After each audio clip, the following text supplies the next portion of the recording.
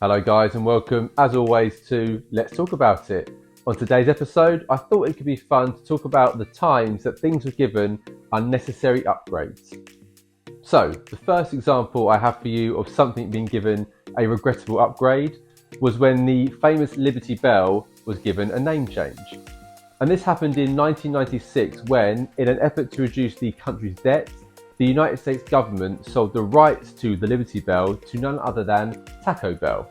Now then, rather than just leaving the bell well alone and just being proud to own it for bragging rights if nothing else, the fast food chain had better ideas. And so, in their infinite wisdom, they changed the name of the Liberty Bell to the Taco Liberty Bell. But, as I'm sure you can imagine, the general public had a very negative response to this, and so Taco Bell very quickly did a U-turn on their decision, reverting the Liberty Bell back to its original name. But that wasn't the first time an iconic landmark was given an upgrade of some kind. Because in 1980, London's finest, Big Ben, went modern. At least modern for the decade. Because in this year, BBC News in the UK announced to viewers that the Big Ben clock face was to become digital. The reason for this was to firstly meet modern expectations and secondly to draw in as much tourism to the country as possible.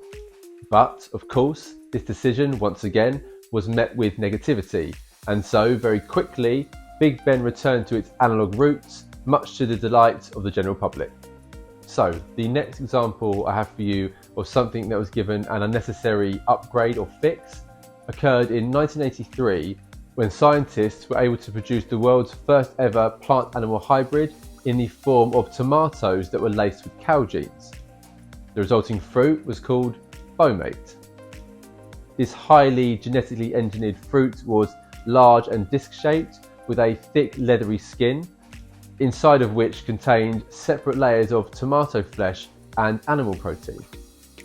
But despite being very high in both protein and vitamin C, even the most health-conscious members of the public couldn't get on board with this Frankenstein-style fruit. And so, after just one harvest, Foamate was put on the compost heap.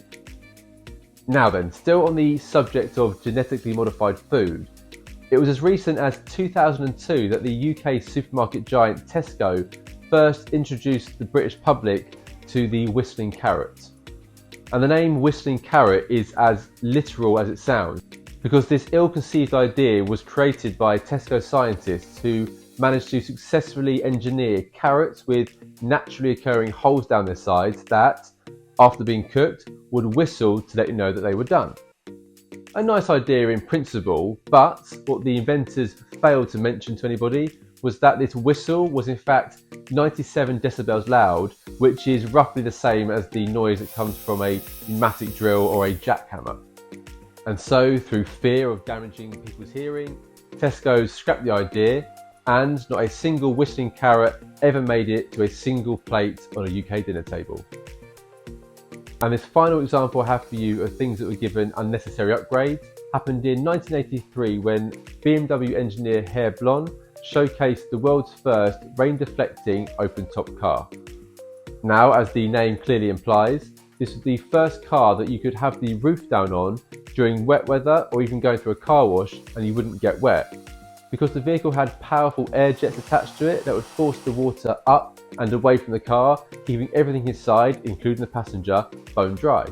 But, as is often the case with interventions such as this, the general public were very sceptical and they were very concerned that the jets would fail, causing damage to the car. But, despite BMW's best efforts to reassure the public, in the end the car just didn't appeal, which led to zero sales on what could have been an absolute game changer. Well guys, that's all we've got time for today. I really hope you enjoyed it. If you did, please hit the like button. If you haven't already, please hit the subscribe button. Otherwise, once again, thank you so much for watching. I really appreciate it. Leave your comments below for me, and I'll see you next time. Oh, and before I forget, happy April Fool's Day.